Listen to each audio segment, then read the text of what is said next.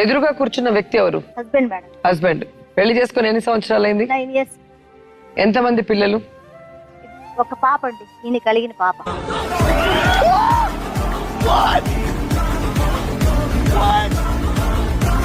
మరి ఇతనికి ఒకరు అంటే ఇంకెంతమంది భర్తలు నీకు?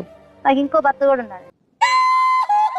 చిచ్చి, మీరు సిగ్గుపడకండి, చచ్చిపోవాలనిపిస్తుంది. ఇంకో భర్త కూడా నా జీవితంలోకి వచ్చి. ఎవరిచ్చారు? అది నేనే ఇచ్చాను. ఈ అమ్మాయి ఏం ఫీల్ ఉండదు మామయ్య.